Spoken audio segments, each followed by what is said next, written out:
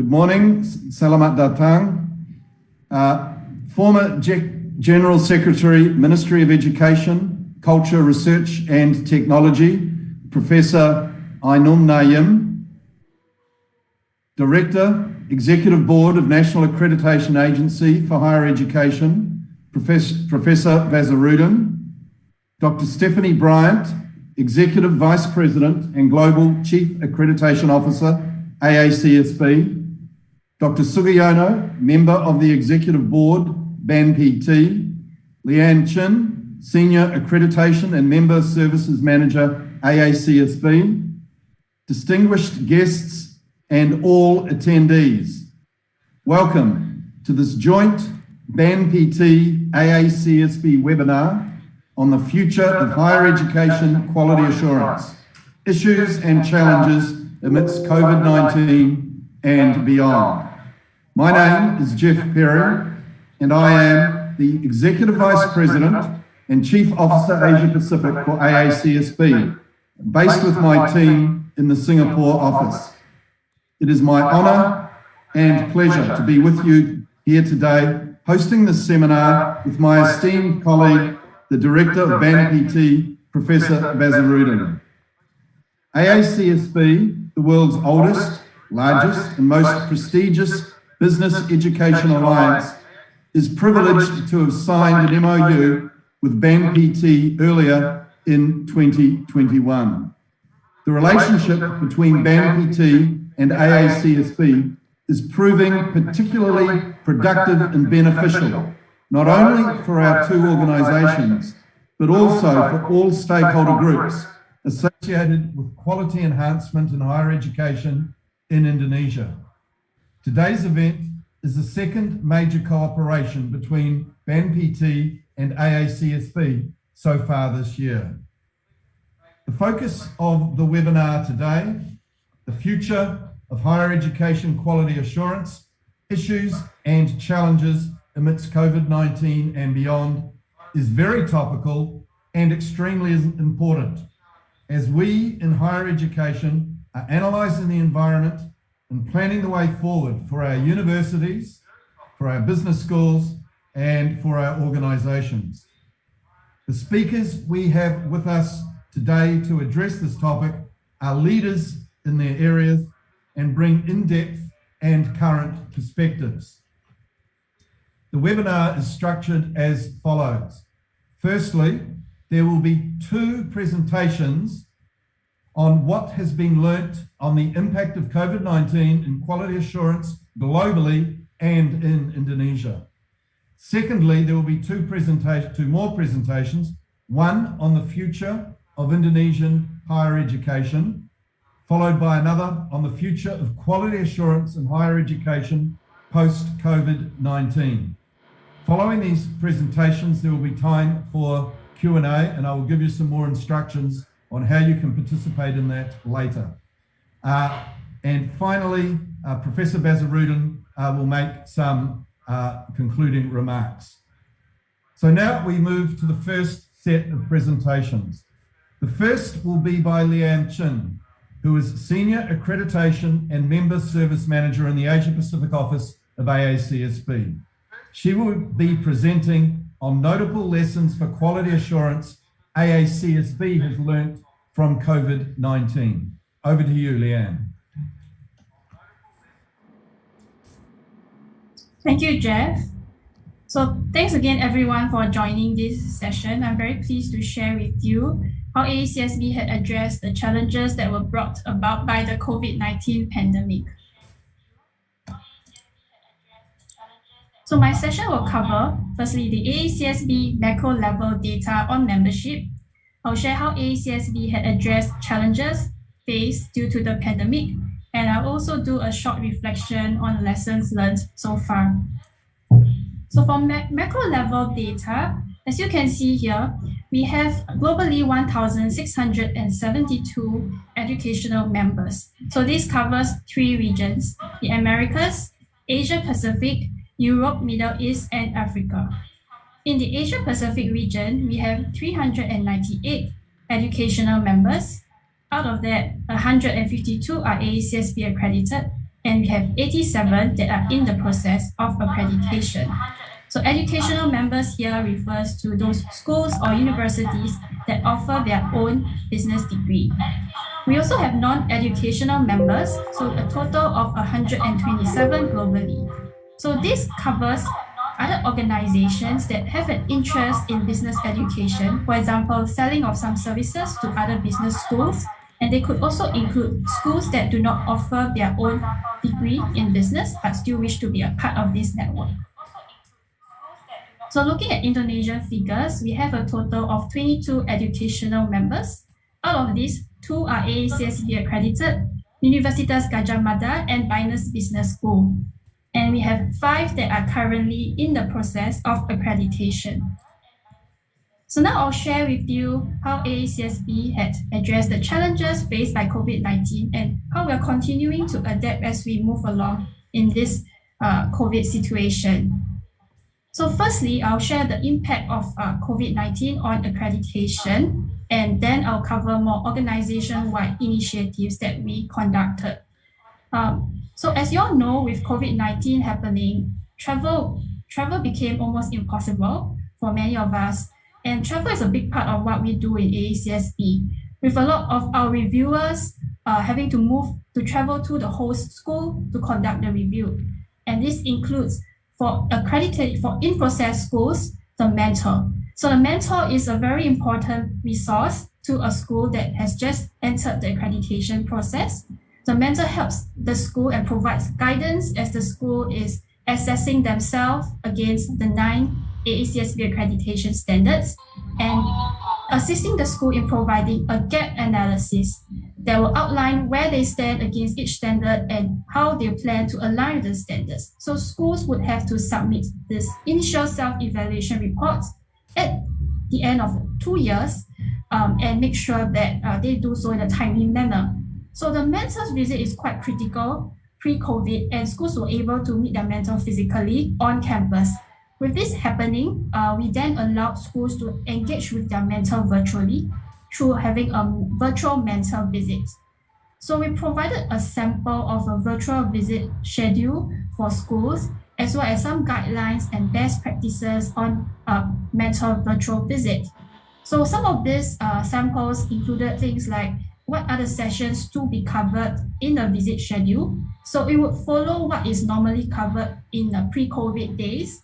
But we also factor in the time zone differences because we know that for our schools, the mentor could be someone who is in a vastly different time zone. It could be a 3-hour time zone, it could be a 6-hour time zone. So having to plan that out very carefully is something that we try to let schools know they have to take note of. Some of the effects that we faced was noticed much later on in the process. You could see it as more of a lag indicator. So it's because schools were trying to really address the effects of the pandemic. There were things like having to move to an online environment for teaching. They had to engage with their external partners, also online. So there was a lot of attention focusing on just that. And it took away time from focusing on standards alignments. And because of that, we did notice there were some schools that sought an extension of time to submit their initial self-evaluation report. And that's fine by AACSB. We do allow up to 2 1-year extensions, provided that the mentor has consent to this as well. Another effect that we notice is that in lieu of a full virtual mentor visit, which would normally be spread out over, say, a week or so, we noticed that schools prefer to engage with their mentor over a series of virtual meetings.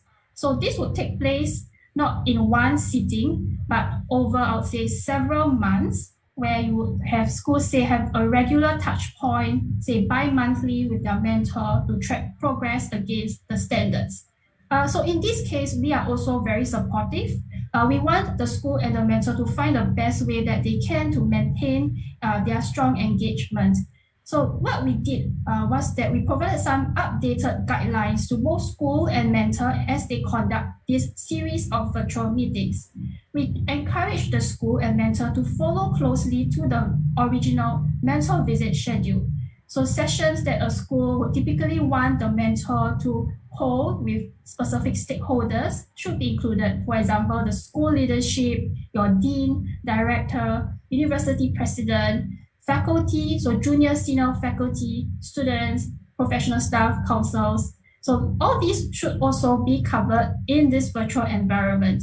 And we did encourage schools to try to have that completed with their mentor within the first 8 months or so. So this gives them the opportunity as well to then submit their ISCR, the initial self-evaluation report, within the first year, which is what some schools would like to do pre-COVID.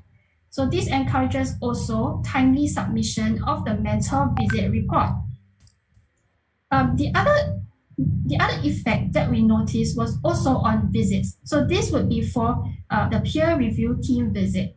So for initial schools, these are schools that have not yet been accredited, and their first peer review team visit is where the decision or a recommendation will be made on whether the school should be accredited or not. So this peer review team visits were impacted very, very quickly, immediately when the pandemic hit. We noticed all schools in, say, February, March, and the coming several months, that it was not possible for them to hold the visit. So they had to be moved to the following year.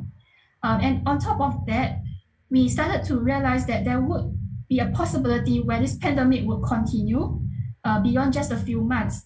So from July 1, 2020 last year, we then set a protocol that allowed the peer review team as well as the school to determine if the visit would be feasible on site. So if it is not feasible, that's fine. The visit could still proceed in a hybrid or in a virtual mode. So if it is a virtual visit, then approval has to be sought by the peer review team, the mentor, the school itself, Aacsb Chief Accreditation Officer, as well as the Aacsb Staff Manager. So multiple levels of approval is needed to ensure that even in a virtual environment, the school is able to have this visit in a smooth, successful manner. We also created a virtual visit schedule sample, similar to mentor visit schedule. So basically the sessions that should be covered. So this was also shared with our schools as well as the team. For continuous improvement review schools, so this continuous improvement review refers to an accredited school. We call it CIR for short. Very similar, so the same thing happened. We had to shift the visits to the following year. We also decided that for CIR schools, because they have demonstrated a certain level of quality. So by default, and they did not need to seek approval from us on a case by case. So by default, they would be able to have a virtual visit. So this eliminated any form of unpredictability that a visit could not proceed. They could still proceed in a virtual environment. We provided the virtual visit schedule sample as well for CIR schools, as well as guidelines on best practices in a virtual environment. There were some effects as well on volunteer assignment. So we had peer review team members who previously had committed to a physical visit that was pre-COVID. And when COVID hit, they realized that they would not be able to conduct it virtually because of time zone differences as well. So sometimes you have a team with, with maybe 12 hours time difference. So in that environment, we had to find alternates for our schools. There were other forms of support that we provided from accreditation.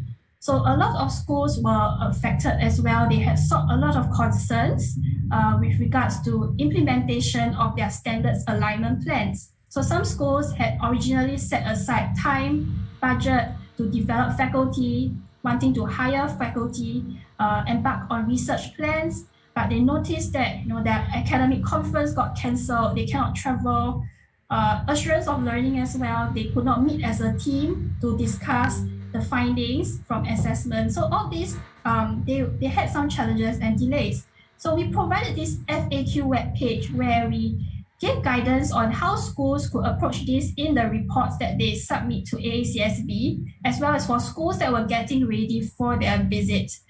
So we said that they had to have some kind of plan to outline what they would do, and the key is to make sure that such changes are not adversely affecting them in a systemic manner. So it had to be something that could be addressed in the short term, in a few months. So they had to specify that peer review team as well as committee was also encouraged to apply reasonable judgment because these changes also affected the school and they all come from school. So we encourage them to be understanding of this.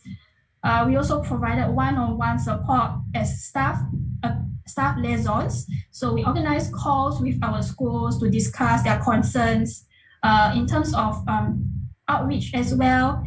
In Aacsb virtual conferences, we set aside time for schools as well as for volunteers who had already gone through some virtual visit to share their best practices and they share feedback with one another on how to hold one successfully.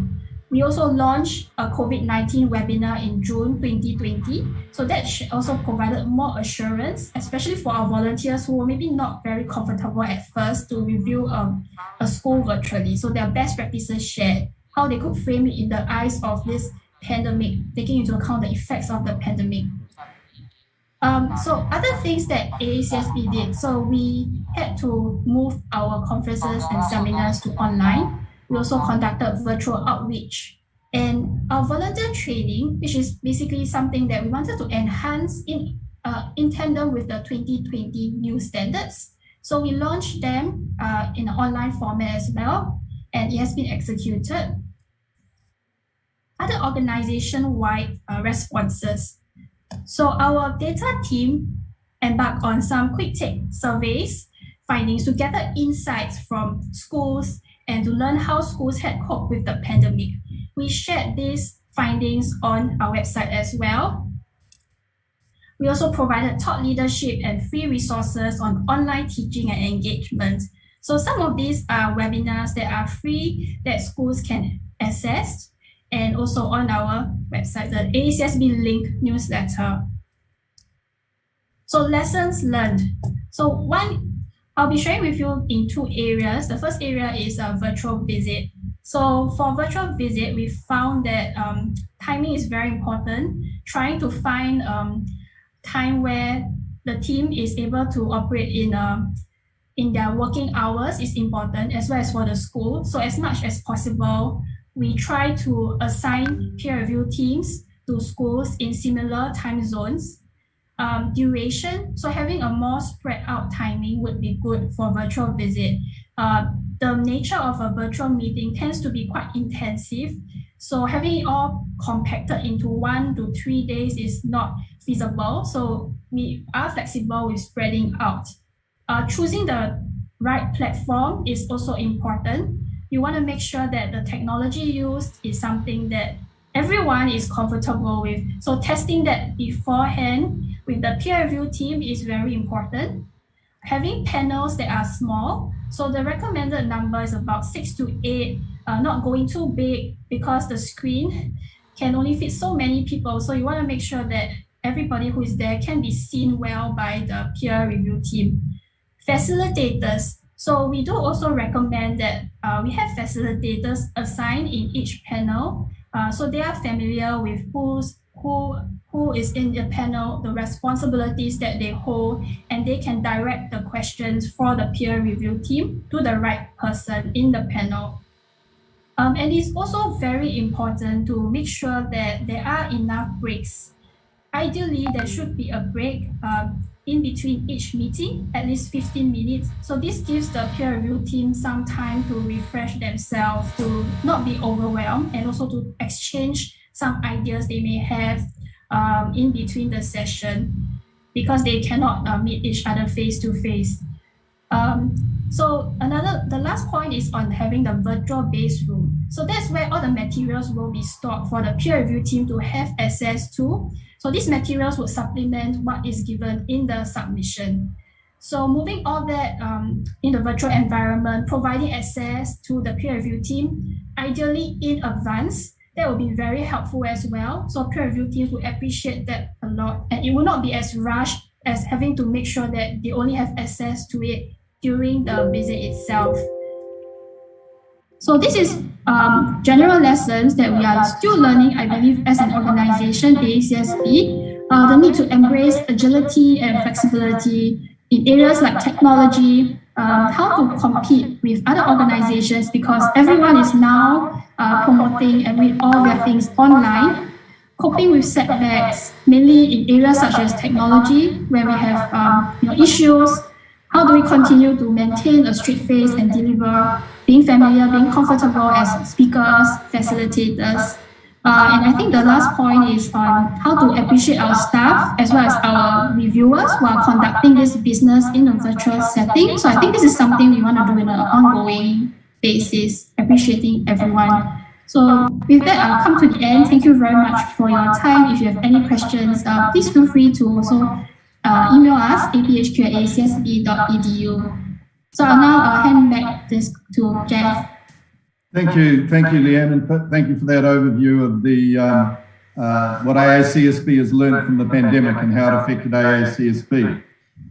With the next presentation, we're going to pivot to the Indonesian situation.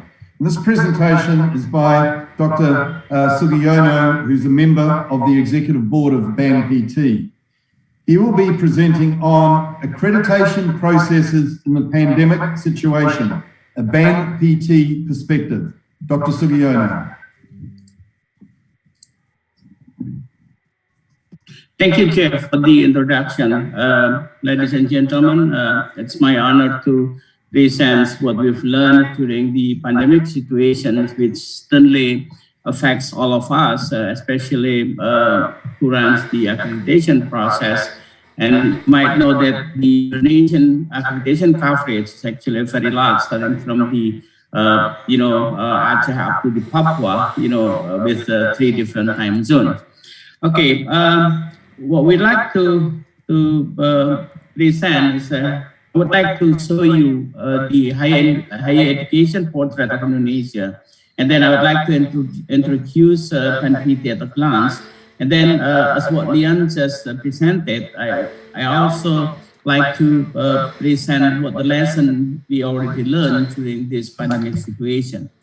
Okay, looking at the Indonesian higher education institution, Indonesia have more than 4,500 higher education institutions, with offering more than 35,000 programs. There are more than 194,000 faculties and more than 8.8 million students. Looking at the higher education institution accreditation, the data that BAN-PT has now, only 2,753 institutions are actually accredited. So more or less, half of the total higher education in Indonesia. When we're looking at the program level accreditations, among 35,000 programs, 25,000 have already been accredited by either BAN-PT or there is a discipline-based accreditation agency for health science, which already operated since 2016. So basically, there are about 10,000 unaccredited programs still being offered in Indonesia. Okay, the next information that I would like to share is about the BAN-PT. The BAN-PT was established in 1994, and the main responsibility for BAN-PT actually to develop the national accreditation system, to carry out the institution accreditation and program accreditation where the discipline-based accreditation agency hasn't been set.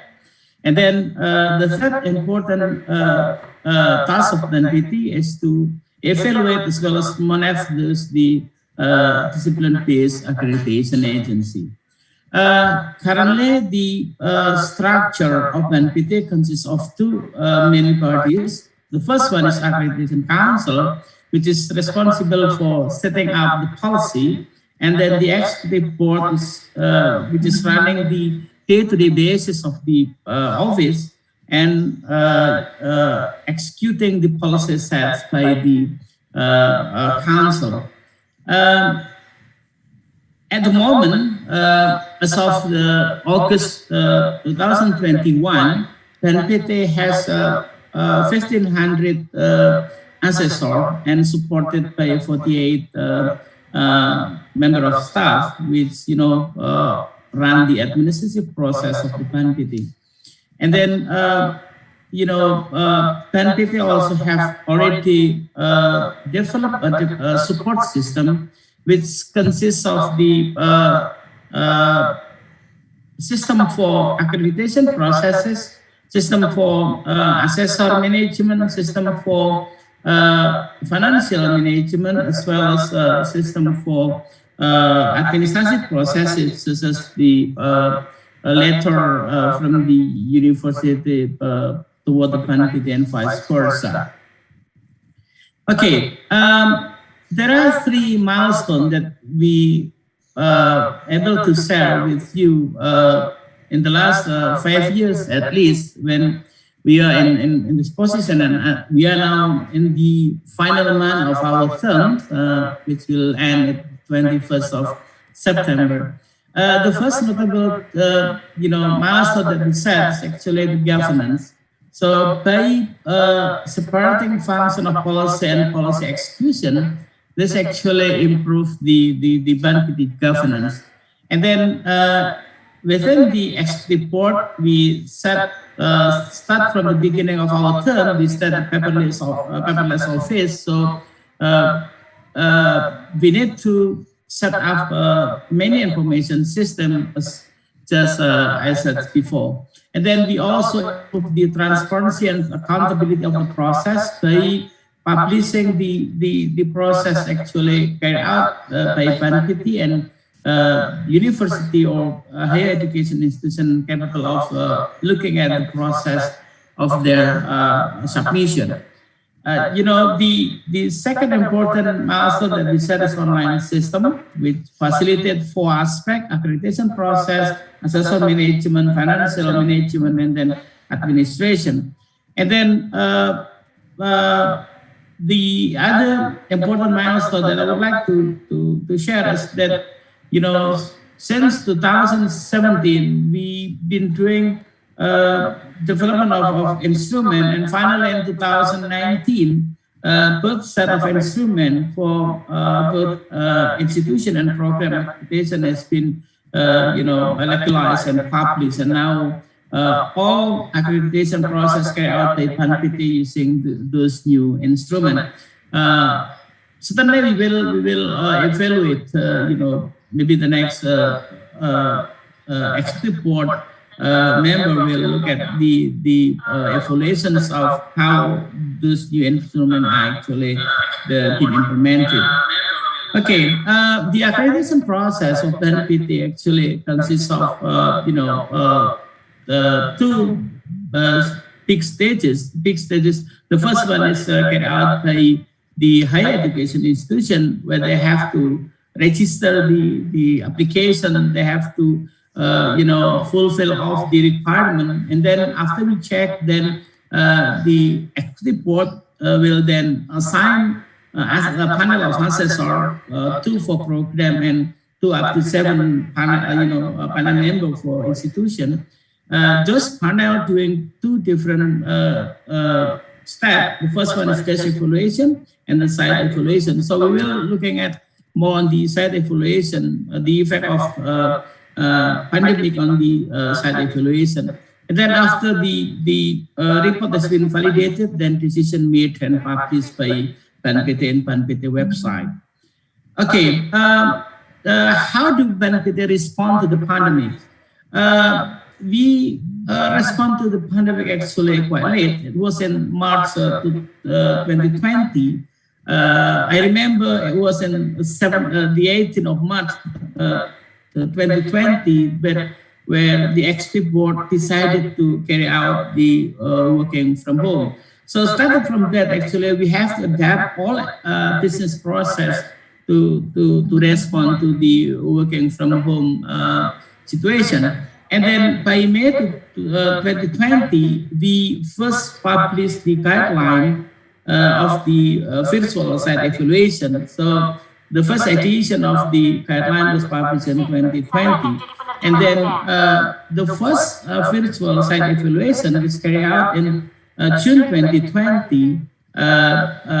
And, by implementing the site evaluation, virtual site evaluation, then we also conducted a briefing for both assessor and higher education. So in 2020, we conducted 14 times briefing for assessor, which involved 833 assessor, and then we also simultaneously carry out a briefing with the higher education institution 26 times in 2020 within 6 months, and more than 1,500 higher education were actually involved in that program. Okay, so if you look at the number, I think PANPIT can proudly say that we are the largest higher education, accreditation agency which carry out the virtual site evaluation.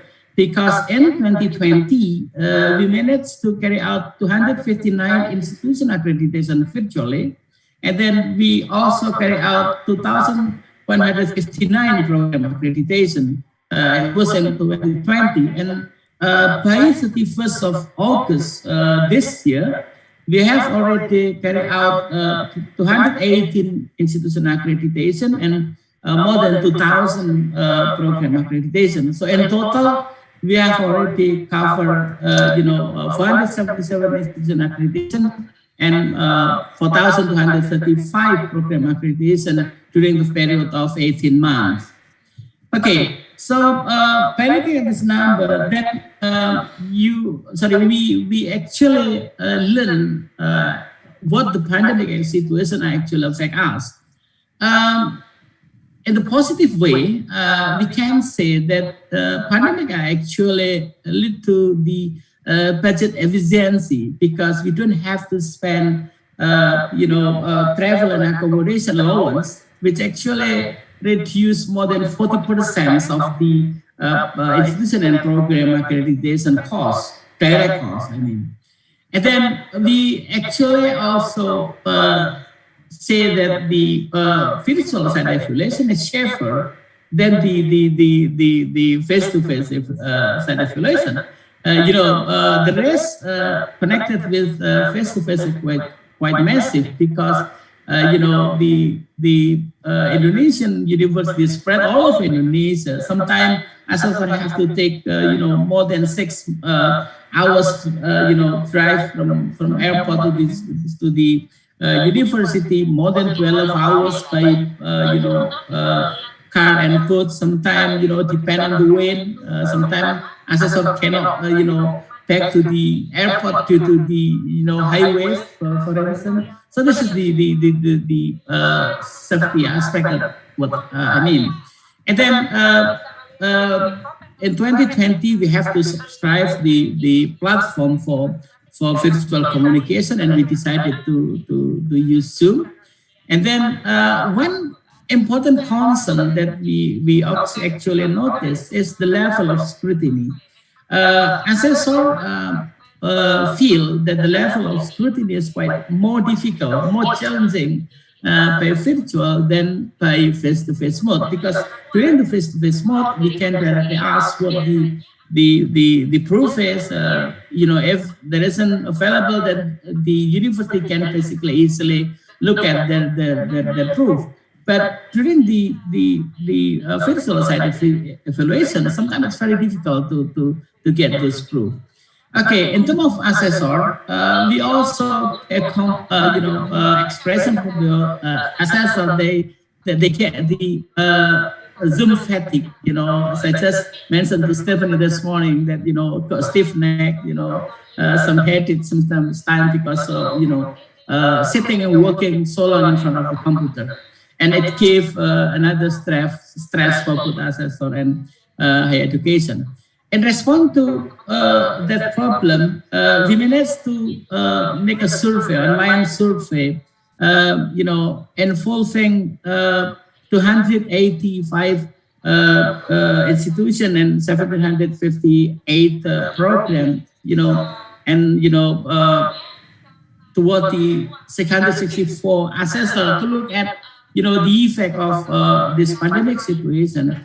And I'm quite happy with the finding that I gathered from the survey that most program and higher education feels that the result that they got actually as expected. So about more than 60% think so. It is normal that about 30% said that the results were lower than expected. As we always know that expectation is always higher than the fact. So, but we are quite happy that more than 60% are actually happy with the result of accreditation during this pandemic situation. And then we look at the questions, what factors actually are affecting the result, and both assessor and higher education and institution and program level said that thought that the assessment quality, assessment mode use, supporting data availability and ICT readiness actually would affect the accreditation result. This finding also confirmed in the program level that all these parameter measures confirm that both program and assessor agree that these 4 factors actually influence the result of the accreditation. And then we asked specifically whether the virtual site visit actually affect the accreditation result. Both assessor and higher education institution think so. But when we ask whether it is beneficial or not, then both assessor and higher education actually do not think that the virtual site evaluation is actually benefit them. Okay, this is the similar answer for program accreditation. And then we looking at the specific issue, what actually problems associated or met during the virtual site evaluation. All parties involved in the survey said that the providing new data, which is asked during the process, and that the communications between the assessor and higher education, and then digital supporting material available, connectivity are actually issues that associated strongly with the virtual site evaluation. So it is understandable that the connectivity, sometimes the connection is good, sometimes it's not. Sometimes the voice is not heard. This is the problem commonly observed both in the institution accreditation and program accreditation. They are the same figure actually. Similar figure. I mean. Okay. We also ask if the situations become normal, what sort of site evaluation mode they prefer, and it's quite surprisingly that people still miss the face-to-face mode. Okay, it is understandable for assessor because it gives them a chance to look at around, to travel, to see the difference between one to other institution, but also actually relieve the stress, I think. And only the number of assessors choose a virtual site visit is less than 5%. So our assessor actually miss the face-to-face site evaluation. Okay, we also conduct we also asked the question how satisfied both program and assessor, institution assessor toward benefit services. they actually satisfied with the information system we said, the assessment process we said, and then the third one, the third aspect was the BAN-PT administrative services. Both higher education and assessor actually satisfied or highly satisfied. So it is encouraging for us to continue doing our best to serve both program and higher education. Similar figures actually can be seen in this picture. So we're looking at the system, we're looking at the assessment, we're looking at the administrative processes, and our stakeholders are actually satisfied with what we're doing. Okay, finally, what we will be doing in the near future. Okay, if the situation is back to normal, we would like to explore the face-to-face or blended modes to look at maybe by doing the blended site evaluation with virtual first, and then we look at the confirmation during the face-to-face with shorter face-to-face period. And then also, if this condition is not improving, then we have to stick with the virtual site evaluation processes. So we would like to intensify the briefing of both assessor and higher education, because they thought that it is very important to help facilitate the success of site evaluation. And then one thing, the most important thing that we would like to look at is actually to adjust the agenda and the schedule, because the agenda and the schedule we use, currently used for virtual site evaluation, are actually the same program with the face-to-face evaluation. So, you can imagine that the time spent in this process will be painstaking. So, no wonder that, assessor actually got the Zoom fatigue program. I think that's all that we can cover in this meeting.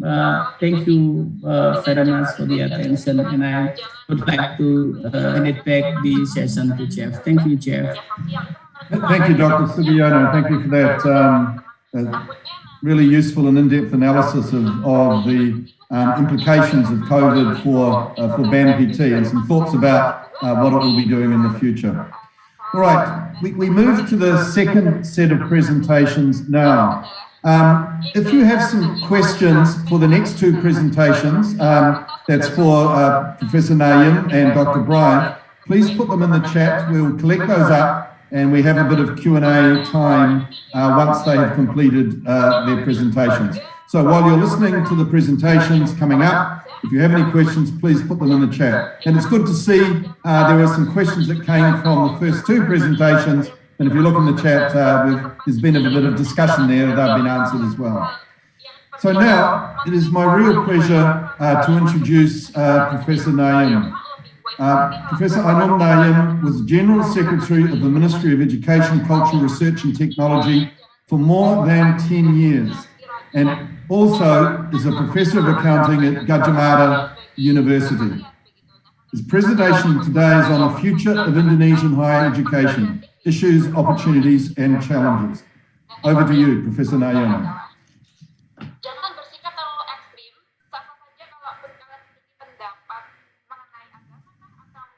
Thank you very much, Jeff.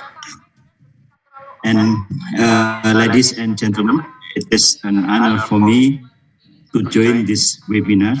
It is a very important webinar. And more than that, I have a unique experience with Aacsb, because when I was the dean, it was I who initiated the Aacsb accreditation by the Faculty of Economics and Business Universitas Gadjah Mada.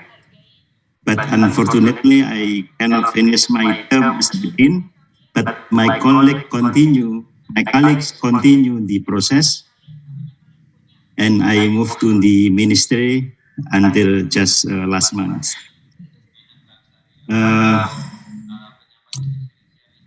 First, I would like to congratulate for the agreement on the mutual understanding between Aacsb and BNPT.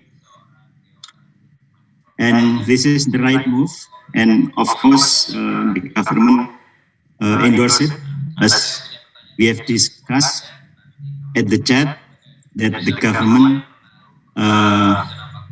will treat the schools who has Aacsb accreditation as accredited by BNPT as well as having unggul level, or the distinctive level of the accreditation. There was also a question in the chat, and I already responded, and it is also in one of my presentations. So let me share my presentation.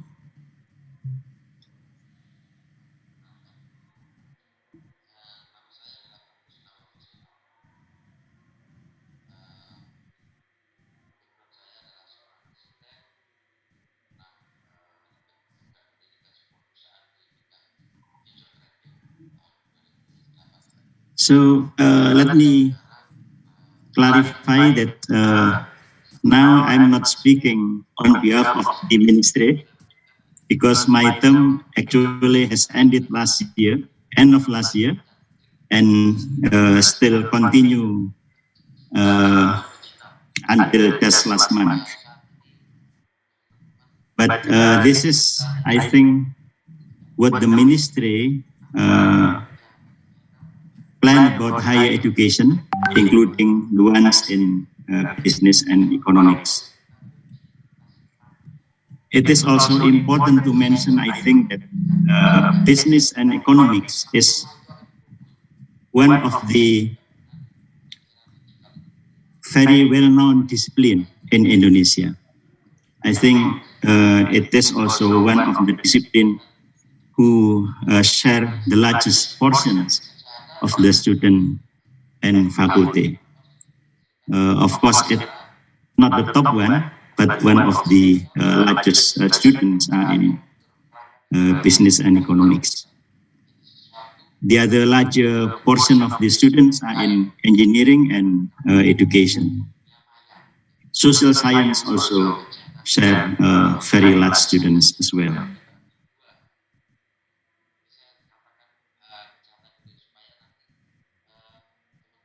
Okay, the government of Indonesia has the policy that in Indonesian language we call it Kampus Merdeka.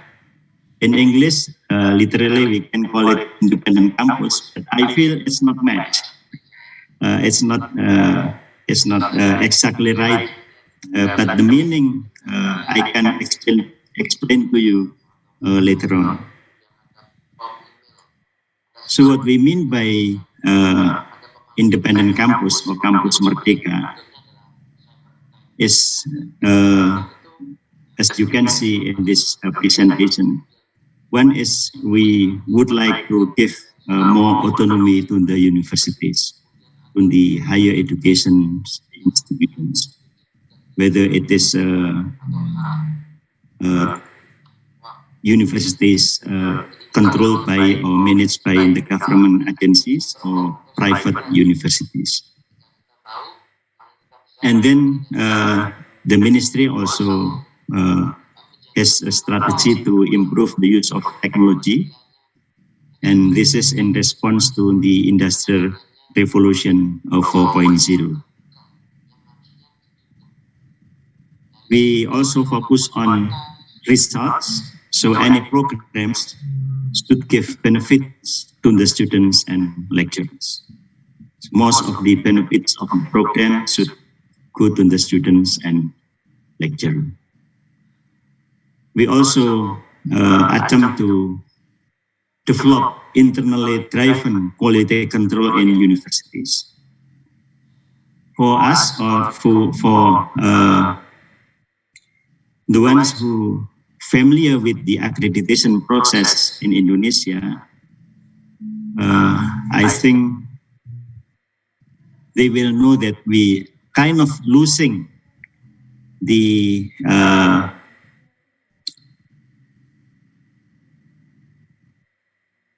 power on the authorities by PAN-PT in the process of accreditation.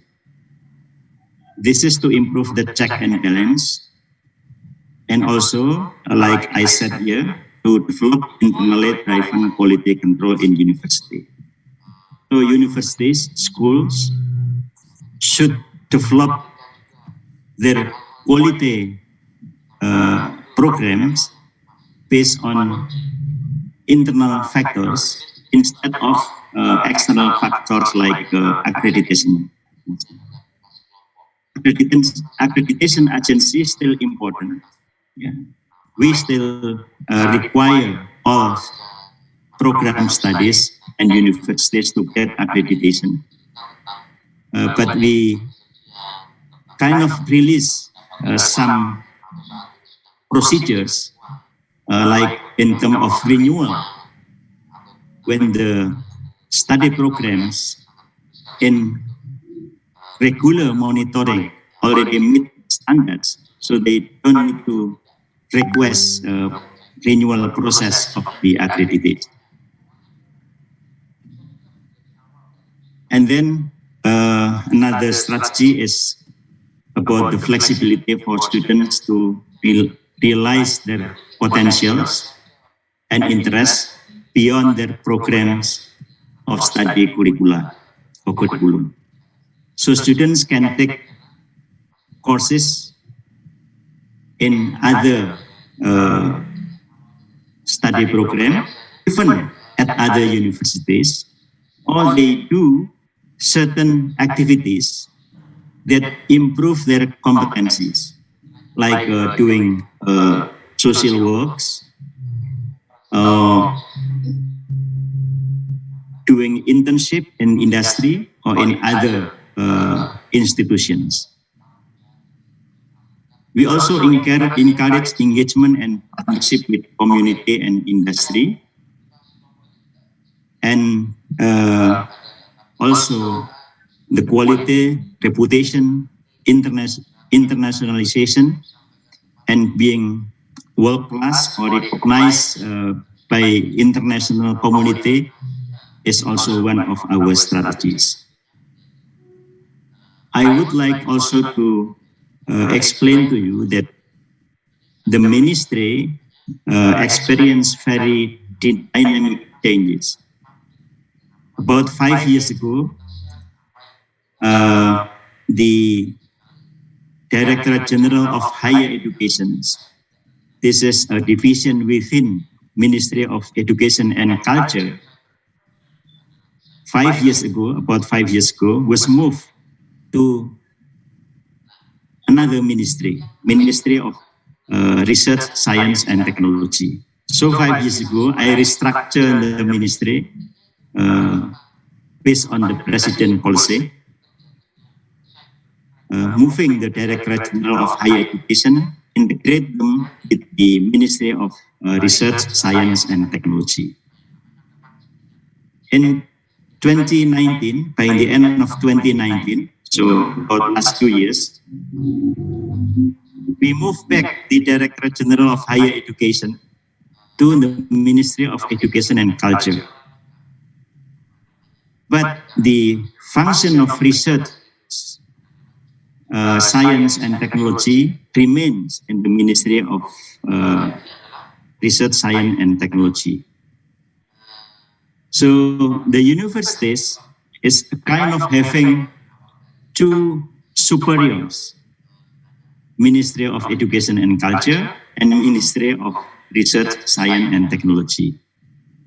Several months ago, there was another restructuring where the research and the development of science and technology policy is integrated to the Ministry of Education and Culture. So this is the dynamic, and of course, this strategy will be a little bit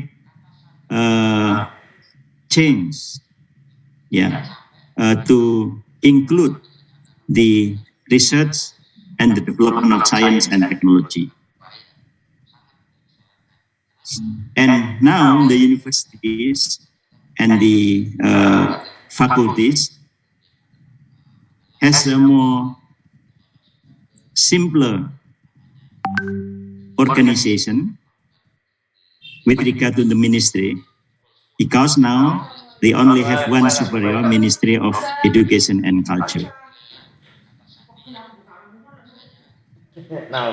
Now, if we look at the education sector in Indonesia, especially in the higher education, this is a kind of more regulated sector. So this country, following the regime of higher regulation on the higher education. And we have a law that says that education sector should be managed based on non-profit orientation. So we cannot manage the education, including higher education, using profit-oriented scheme. So corporation cannot manage universities. Only foundation or other non-profit organization can manage the universities. So this is the basic policies of Indonesian government. Now, within our higher education institutions, the private institutions share a much larger portions of the students. So among the about 4,000 higher education institutions, most of them are private institutions. The ones managed by the government is only about 200. Yeah. Or if we include the ones under the Ministry of Religious Affairs, it can be about 350 or 400. But the government also allocate budget either directly or indirectly to private institutions, even though the portions is much smaller compared to the ones, the budget allocated to the state universities. Now, when I talk about the relatively higher regulated sector, this is what we want to release now. So we would like to release or kind of deregulate this sector to some extent. And this is reasonable because Indonesia is a very large country. If the higher education sector is growing, then it's impossible. It's managed centrally by the ministry. So we have to give more autonomies to universities. And when we talk about autonomy to the universities, for the state universities, it becomes a separate entities, a separate legal entities by their own. If before, all the universities are a kind of government agencies with different mission, with the mission in higher education. Now, more and more state universities become separate legal entity. It means it's not directly under the government. They have their own board of trustees and they can manage by themselves. Now, this is the new key performance indicators that we view it more results oriented. That means that the government see that the universities should give real contribution to the community. The graduates should have competencies so they can work, they can contribute to their community. So that's why in our key performance indicators given to universities, one measure is that to what extent your graduates can get employed. And we give them the target. And we have an incentive system for the ones who can meet this target or the ones who cannot meet the target. We also look at the quality of lecturers and also how the universities develop the curricula. And we mention explicitly that the development of curricula involve communities and industries. This is to make the curricula more relevant with the needs of the communities and industry. Okay, now, so what are our policies with regard to the pandemic COVID-19? We have two principles. One, of course, we prioritize the health of the students, teachers, their families, and also communities. But we also have a very strong intention to maintain the sustainability of learning and also the educational services. And with these two principles, we do budget reallocation so that schools and universities have flexibility to use the budget to respond the challenge of pandemic. And we are glad that I think most of our universities, well, physically they close the campus, but they still continue the educational services. The schedule of enrollment for new students does not change. So universities still admit the new students and keep providing educational services. The government also provides internet access to students and teachers, including college students and also university lecturers. So we allocate quite large budget to give free internet to the students and teachers. And then also we invest more on technology, either infrastructure or computers. And we also engage our universities, engage with the communities.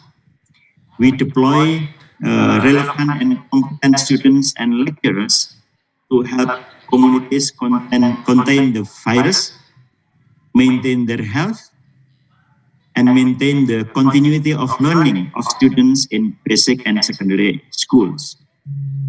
I think our universities deploy about 15,000 students to help basic and secondary students, secondary school students, to continue their learning in small groups.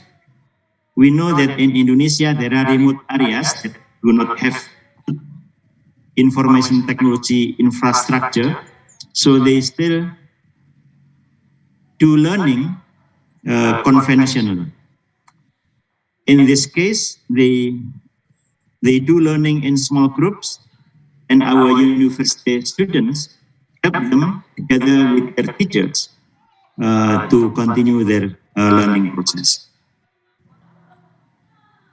So we appreciate for what BANPT does so far in maintaining the quality assurance process. but with new orientations initiated by our minister. You know that our minister is coming from industry. Is very unusual. So far, in so many years, our minister always come from the ones who has education background, either university professors or a leader in education. But now our minister is coming from industry, and he is a leader in very successful startup company. So he has many new ideas, and our challenge now, how the quality agencies can develop policies that congruent with the new policies. And I think what the BNPT does with Aacsb in cooperation with Aacsb is in congruence with the new policies. Of course, there are many other issues like how to develop system to assess the quality of virtual learning or online courses.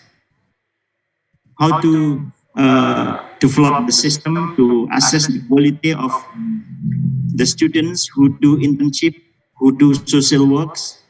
That's the challenge that we have to complete so that we can work in harmony with the policies of the ministry.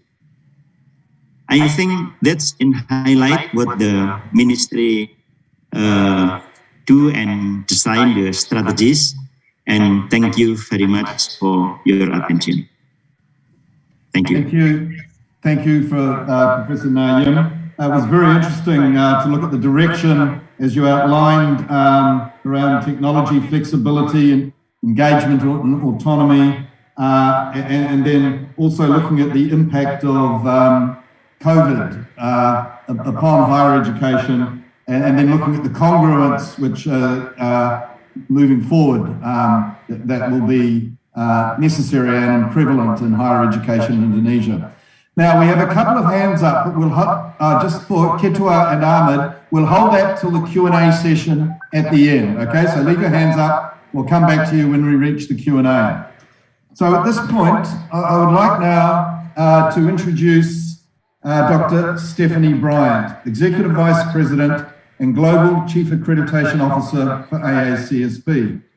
She led the development of the Aacsb 2020 accreditation standards, which are now recognized as the gold standard in accreditation.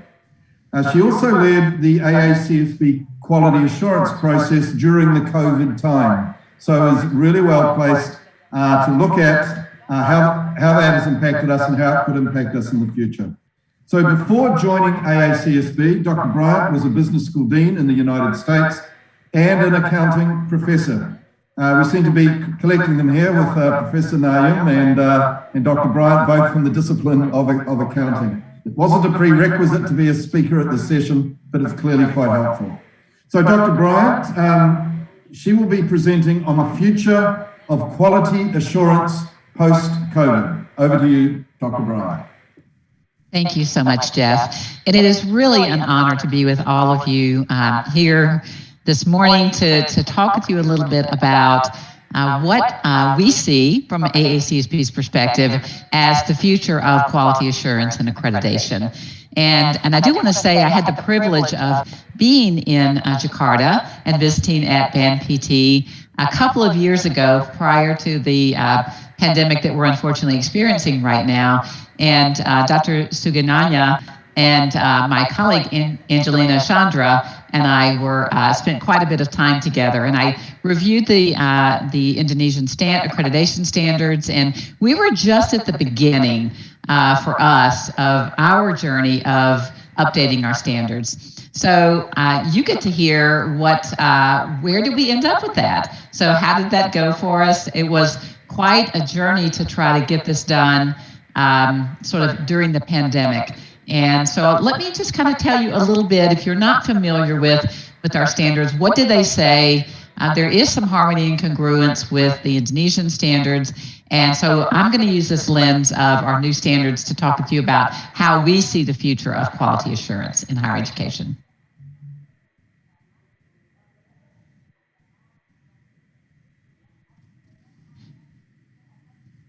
So we typically update our standards on average about every 10 years. Since our first standards were passed in 1919, we've updated our standards 12 times, including this most recent updating last year, and we call that the 2020 standards. So we are in a process of continual improvement. And there are always factors in the environment that influence us and sort of nudge us towards making changes. And this time, our standards prior to the 2020 standards were the 2013 standards. So there's actually only 7 years difference in between the prior updating. And so that's actually pretty short for us. So why did we decide to make this change relatively quickly? Well, the big thing was technology, and still is. So we were in sort of riding that wave of technology disruption. And we all over the world were experiencing that. And in business schools, we really felt that, and we felt that we needed to really emphasize that in the standards and put that in. Also, you have, and all of this was what drove us to change pre-pandemic. So it was a little bit prescient of us to see these things, because everything that we ended up doing really does help us in that post-pandemic time period, or what we hope will be a post-pandemic time period. So the rise of new educational models, the way that we deliver instruction is changing. So this old model of, the professor in front of the students as the expert, the knowledge expert, and delivering their wisdom, a fount of wisdom, that really is not the future. We don't see that as a future. So I'll talk with you a little bit about how we see the future and how our standards are designed to meet those needs. And then the last thing that you see here is we really felt this great burden of business schools as a driver of positive contributions to society. And we sort of use societal impact as our phrase there. And in fact, the vision of Aacsb, everyone has mission, vision, and values. Our vision is to transform business education for global positive societal impact. So these three things were what drove us when we started this process in 2018.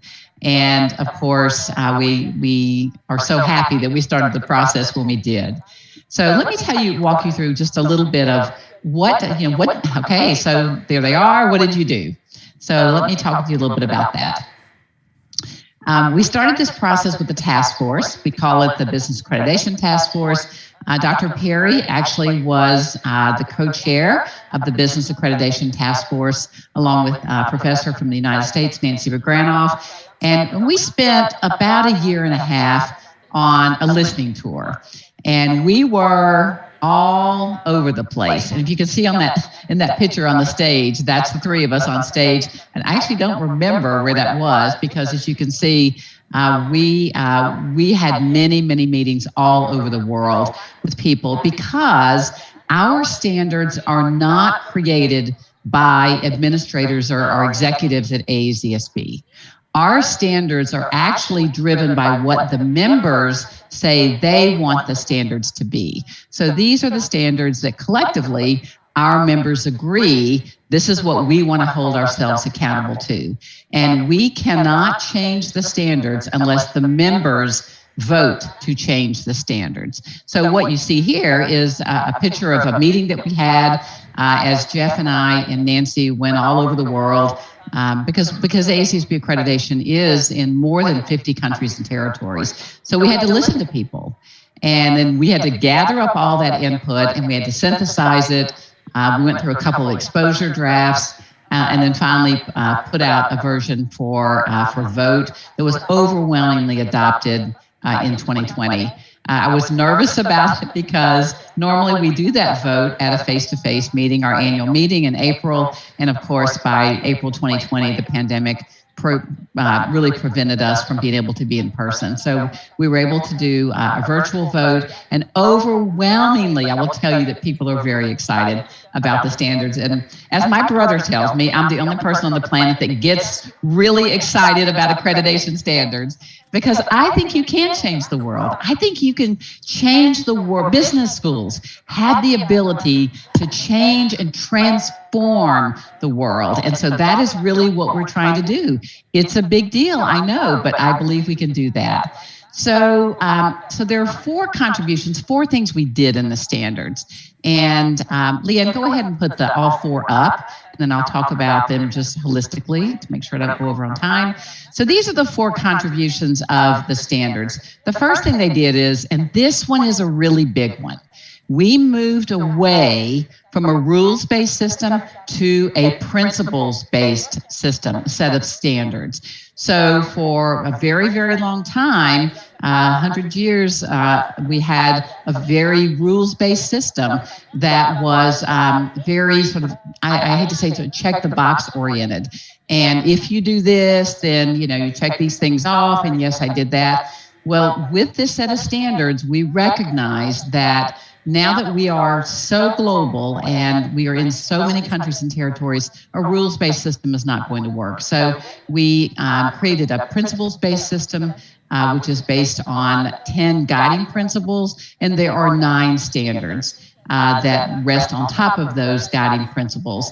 And that way we allow each school has a mission, is driven by their mission, and they're able to, as Leanne answered eloquently in the chat, schools are able to align with the standards while still adhering to their mission and within their cultural context.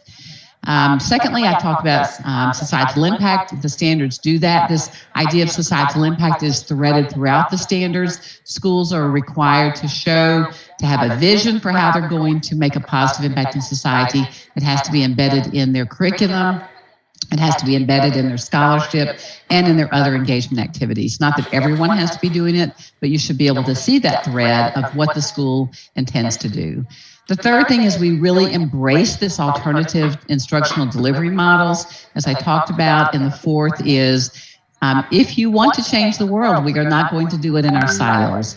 We have to do it together. We have to collaborate. And that means collaborate even within other areas. So if you're in accounting, maybe you're collaborating with finance or marketing or management. But beyond that, outside the business school, so how are we collaborating with other parts of the university?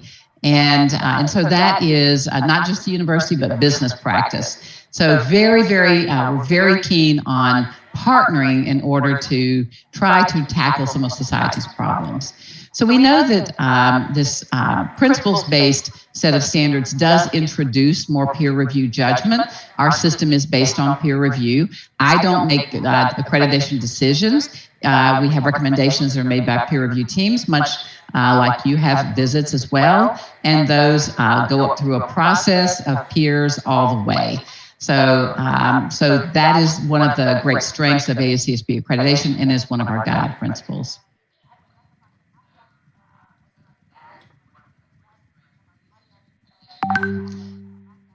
So I think there's a little bit of a lag on the slides, so I'm going to keep talking, and so the slides I think will catch up. Leanne, if you'll go on to 2, then I'll talk just a little bit about that second area.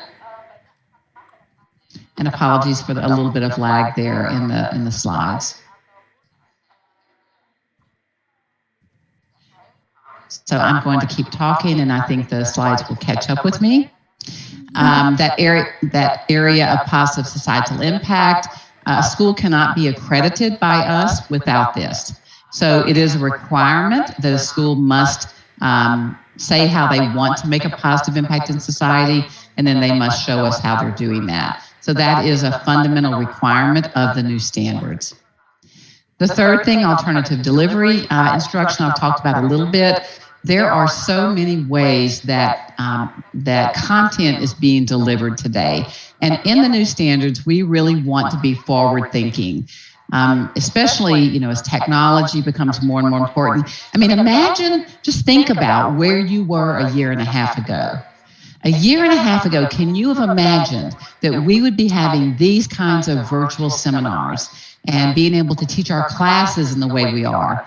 I couldn't have imagined that we would be able to do this all over the world. So I think it's pretty amazing that we're able to do that. And then here you see all kinds of other ways that instruction can be delivered.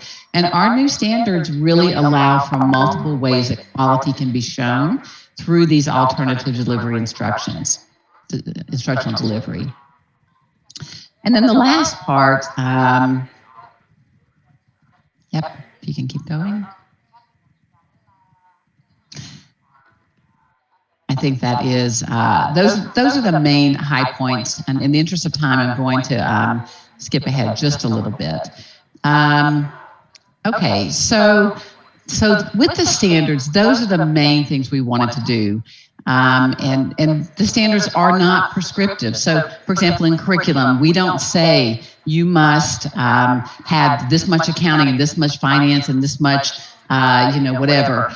We talk about quality and what the characteristics are of a curriculum within a business school that is AACSB accredited. So what are the types of knowledge, skills, and abilities broadly conceived? And that's so that we allow the schools to design their curriculums in a way that supports their mission. So that's what we did with the standards. And people are, again, very excited. We had 21 schools go through in this past January through May season and got great feedback on that. The other thing we wanted to do, besides change the standards, is we wanted to change the processes around the standards. And we did that by emphasizing this consultative approach. So when a peer review team goes to a school, they aren't there as the auditors. And I can say that with love because I am an accountant. So, there's, I think, sometimes almost this fear that the accreditation team is going to be on campus and they're going to, it's going to be a terrible experience. That is not how we want AACSB accreditation to be seen. We want it to be something that makes you better. So you've got peers that come to visit your school, and you do need to show that you're sufficiently aligned with the standards. But the main purpose is, how are we helping to elevate your school, for your school to achieve and be everything that they can be? So there's this big emphasis on collegiality, a consultative approach. We're there to help you. And I think that really is a different attitude and a shift. So that's what we're doing in processes. And then the last thing that we're doing has to do with volunteer training. Everyone who goes on an AACSB peer review visit must go through volunteer training. And I know that sounds weird that it's like mandatory volunteer training, but it is so that everyone is on the same page and the visits do have consistency no matter where they are in the world. So we conduct this training. It requires somewhere between 10 and 15 hours of training. Some of it's conducted virtually, some of it we do through immersion, classroom experience. Ultimately, we'll go back to face-to-face and probably offer it both virtually and face-to-face. But it is required, and we will not send someone on a peer review visit unless they go through the training. The training is required once every 3 years. And that training just won a major award, so I'm very proud of that. So those are the three things we wanted to do with the standards. Leanne, why don't we skip through this section here? We wanted to have standards that are forward-looking, about technology agility, strategic in focus, consultative mindset, and with volunteers that are empowered to go on your campus and really look at how can we help your school be the very best version that you can be. And I think that's what accreditation, AACSB accreditation, should be about. And so on this last slide, you can kind of see we've tried to capture this new mindset. I think is the true value of accreditation. Not that the accreditation police have shown up, but that we're in this together and we all care about the same things, which is quality assurance. So that's sort of in a nutshell. a very high-level look at the standards. They are available on our website if you would like to read through those. And there's also a really good white paper on the website that explains this in more detail. I realize I hit it at the high level in the interest of time, but I'm super excited about this. And I think we have lots in common with respect to our desire for our business education to be very high quality. So with that, that's sort of a high level view of the standards. And Jeff, I will turn it over to you. Okay, thank you very much, Stephanie. And those changes that you talked about, principles based, the training, and the consultative as well as the valuative. And there was a question in the chat about that. It was interesting. And maybe I'll just put that as a starting question for you, Stephanie, and then there's a general question for both you and Ainun. But there was a question in the chat sort of saying, how does Aacsb square the accreditation part, meeting sort of requirements, with the consultative development approach? So how would you respond to that? That's a really, really great question. So thank you to whoever asked that. It is a bit of a fine line. So the question is, how do you have principles-based, how do you have standards and still allow for room for consultative advice? So we do expect that schools substantially align with the principles of the standards, but the real value, we think, is if you're sufficiently aligned with the standards, that's where you can then bring in from the peer review teams experience things maybe they can consider doing differently or consider doing better, or just a whole different perspective. So the principles-based set of rules, I didn't say that right. The principles-based mindset allows for that judgment and that discretion within how the standards are interpreted and applied. Okay, that's great. Now there's a question earlier on, which really I think goes to both of you. It was from, I'll just scroll up to it. Yeah, from Hasman, who's actually put quite a number of questions some we've responded to. It sort of says, higher education institutions have pivoted online due to the pandemic. We still have conventional universities and associated standards. So what will the new expectations and standards look like as universities become more blended, hybrid, online? So I suppose the question for both of you, for Professor Ainun, do we see the types of standards, say that BAN-PT has and that Aacsb have, do we see those as being appropriate and useful given the changes that are coming in universities, or do they need to change? So maybe if Professor Naim, if you want to go first, and then Stephanie, you can go second. Mm-hmm. Yeah, I think this is also a very good question, and I can tell you that since about 3 years ago, rules, standards have been changing.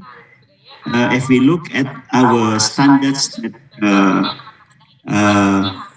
kind of provide a benchmark or regulation about the students' ratio, we already look at how if the class on the course is run by online. So what will be the student ratio? So it's changed. I mean, it will be considered the new situation, the use of technology, the pandemic. It's all considered.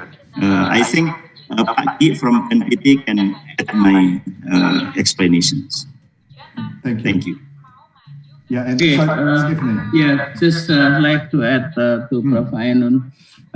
Yes, indeed, we have to look at the standard and the instrument that we use, because honestly speaking, that what we have already said by BAN-PT, following the policy of the government, actually at the beginning designed only for conventional mode of delivery. So by this situation where everything is changed, then we have to look at again, PNPT have to respond to the policies set by government, like what Professor Ainun said about the independent campus. We have to look at the learning outcome, the learning process of the student. So basically, yes, indeed, we have to respond to that. Yeah, thank you.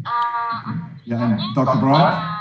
Right, and I would say, post-pandemic, we're fortunate that the standards are written in the way that they are, because they are flexible enough to allow, again, schools to choose the kinds of things that they want to continue after the pandemic. So, for example, online instruction, I think, is here to stay. So how much, and I saw also earlier in the discussion, there was some talk about, will we go back to, what types of visits we go back to? In the same way that you're probably going to have some mixture of hybrid and face-to-face with accreditation visits, you're probably going to have some mixture of hybrid and face-to-face in instructional delivery as well. But I think attitudes have changed so much because we've shown that we can do this in a quality way. Nobody, I think, really knew, not a lot of people knew how to do this really well when we were forced to change over so quickly, but people have learned how to do this well. So I think we'll be able to continue demonstrating quality. I think our accreditation standards will allow that. And we're actually preparing learners, if you think about it, the world that they're going to go into as they graduate is going to be much more about how do you conduct virtual calls with clients, for example. So the skills that they're learning now, I think, will continue to carry over. You're going to see a lot of this technology enablement, I think, carry over. Okay, now I have a question. Again, it's for Professor Nayum and for Dr. Bryant. There are several trends affecting higher education globally, and I noticed in your presentation, Professor Nayum, you mentioned one that I'm going to ask a question about. And key in this is the development of micro-credentials, right? So, and many of these are being delivered by non-traditional providers, non-universities. You've got some of the MOOC providers and others setting these up. So the question for you, Professor Nayum, and then I'll have one for you afterwards, Dr. Bryant. So, Professor Nayum, how do you see the micro-credential development affecting Indonesian higher education? Yeah, as I said before in my presentations, that we should allow students to spend at least up to 3 semesters. That's about 18 months to learn beyond their curriculum and their program study. In these 3 semesters, they can do internship, social works, including the ones to get micro credentials, to get specific skills from untraditional institutions. Let's say taking a course and certification from Google or whatever. But we have a mechanism to evaluate the system so that it really improve the competency of the students so that it can be included in their curricula. Okay, so just from my understanding, so 3 semesters, the students do 8 semesters in a bachelor's degree? So yes. It's 3 out of 8? Yeah. Okay, thank you. So, Dr. Bryant, I mean, one of the interesting implications is how will accrediting bodies deal with the understanding that students are getting a quality education, quality assurance, if they're picking up a bit from here or there, and all over the place. So what are the implications of micro-credentials for accrediting bodies and how they operate? So here's the thing. we have to be willing to change. We have to be willing to do things differently as we go forward. And that means that, again, things like micro-credentials obtained through a third party are something that we should be okay with. We expect that the school would be validating that. We do have, very similar to the 3/8 that's allowed outside. For us, the rule is at least half of the business content must be delivered by the Aacsb accredited school. So that leaves half that can be picked up outside. And so that might be micro-credentials, and as Professor Naim said, it would, if you want to go and study abroad for a year and do courses and transfer them in, there are many ways that you can gain additional credentials that count for degree credit. So for us, we assume that the Aacsb, we don't assume it's part of our standards, the Aacsb accredited school governs that quality. They are the gatekeeper to the quality of credit that is obtained elsewhere outside that those hours that are offered at the school. And I think this is a big change. This is a really, really big change, because for a very long time we've held on to the idea of, we, the Aacsb accredited school, is the main purveyor. And I think what we're finding is that the quality can be expressed in many ways. So it's very similar approach to what Professor Naim said. Right. Jeff, let me add something. So we have criteria where the students can go. So it's not that they can go anywhere, but they should go to a certain institutions that meet our criteria. Right. Yeah. So now there's a question in the chat, and I'm mindful of the time because we're over, but I think it gets picked up in here because one of the advantages is discussions between accrediting bodies like Aacsb and BANPT. There are different approaches, and we learn from each other. I think that's the answer to what's in the chat. But I'll broaden it out to each of you. So Professor Naim and Dr. Bryant, what do you see as the benefits for higher education of collaboration between the national quality assurance body like BANPT, who has responsibility for the quality of higher education in Indonesia, collaboration between an organisation like that and an international accrediting body like Aacsb? So I'll ask each of you. So Professor Naim, what do you think are the benefits from a collaboration between a national body and then one that does it at a global scale? Yeah, I think one is that, of course, there will be a simpler and there is no redundancy in quality assurance process. Right. That's number one. So our universities do not need to go to BANPT and then go to international accreditation like Aacsb. If they can go directly to Aacsb, and then we will recognize. Right. There is an interesting question. How we are assured that when a school accredited by Aacsb meet our national requirements? Well, there are some other process that the school should follow in addition to certain standard by accreditation body that they should meet. Yeah, and then so that's now number one. It's simpler, more efficient. Number two, it is easier for our schools to get international recognition without going to long steps. Yeah.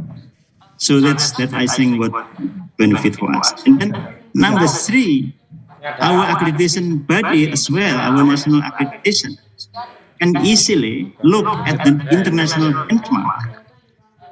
So that's, I think, the benefits of this collaboration. Thank you. Okay. Actually, just as a comment, I like, if you think about it, they overlap, but they're not the same. So and they can learn from each other and benefit, but there are some things which are particular to the national context and there are some things which overlap. Yeah, thank you. Dr. Bryant, your thoughts? Right. So, just picking up on that last part, Jeff, I do think we see this often where you have a national accreditor, and then the school also has AACSB accreditation.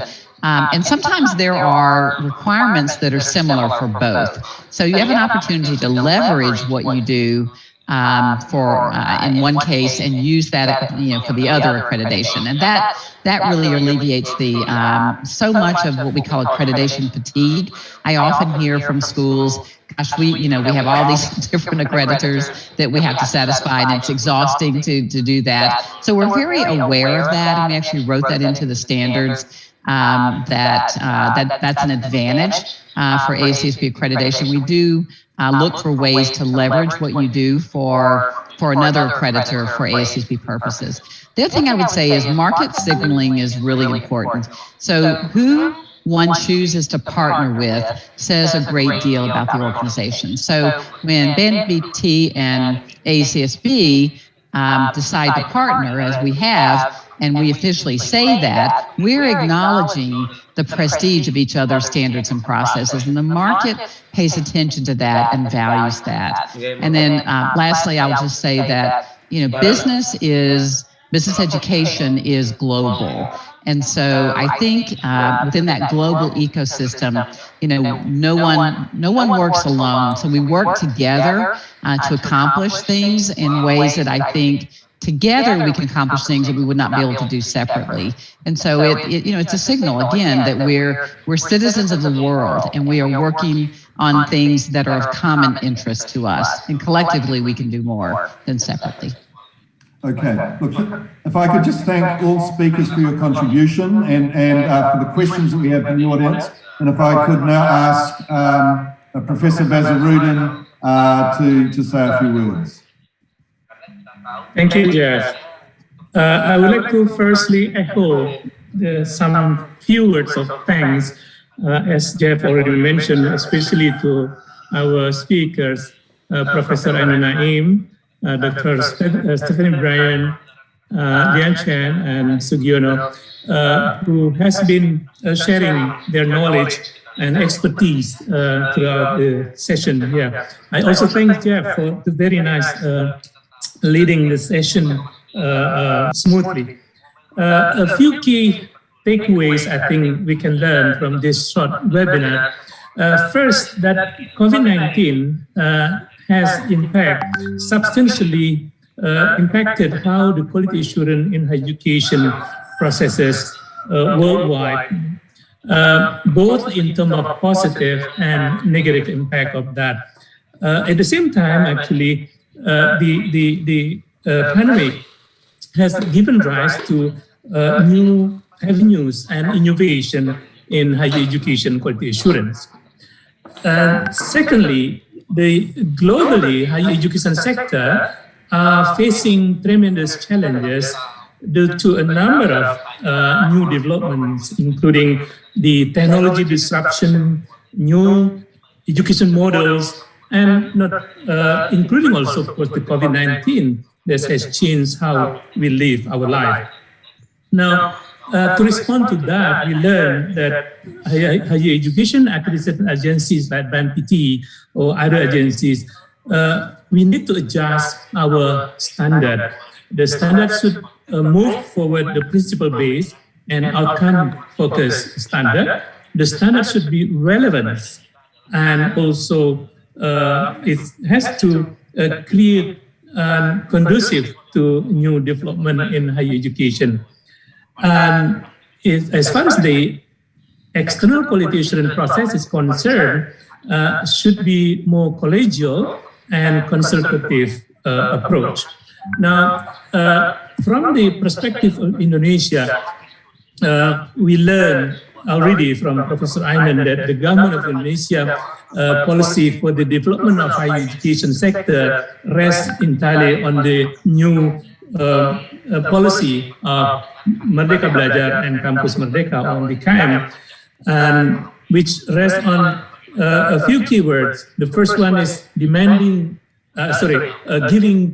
providing more autonomy while demanding accountability for higher education providers, and pushing forward that the higher education should employ the latest technology, and also encouraging the universities to engage stronger with its external stakeholders.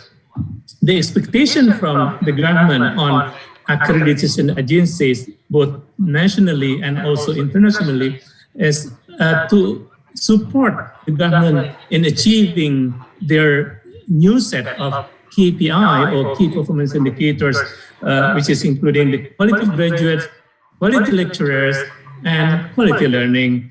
I think that's all that I can share with all the audience and participants today. Once again, on behalf of BNPT, I thank everyone for having so kind and nice participant for this webinar. Thank you. Back to you, Jeff. Okay. So with that, thank you, everyone. We've come to the end of the webinar. I hope you found it valuable and enjoyable. And if I could just echo Professor Basarudin's words again and thank our four speakers in particular for their contribution today. So, thank you. Thank you. Thank you. Thank you. Thank you, everybody. Okay, bye-bye. Thank you.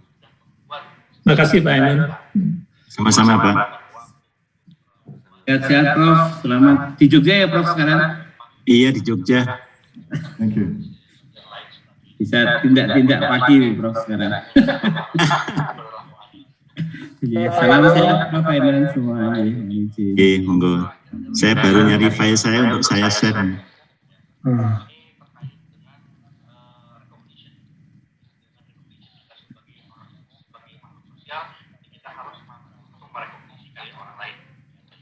Hannah, can you share the presentations of Stephanie and Young? Oh. Ya, ini saya lagi nyari file saya. Saya share di chat. Iya, Pak, saya bicara ke orang Aacsb ya. Iya. Ya, Bu Angelina, could you please share the slide to us? Yes. Okay, yeah, I will.